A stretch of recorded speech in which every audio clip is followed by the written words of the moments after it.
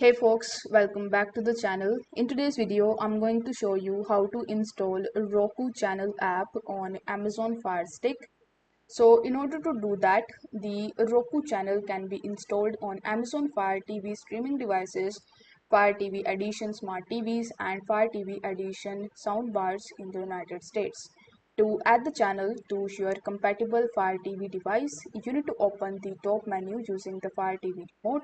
Then you need to scroll right and select apps. After that, you need to select the categories followed by movies and TVs. Then you just have to scroll down and select the Roku TV channel.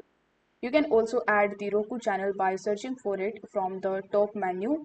For that, you just have to click on the magnifying glass and there you just have to simply search for the Roku channel.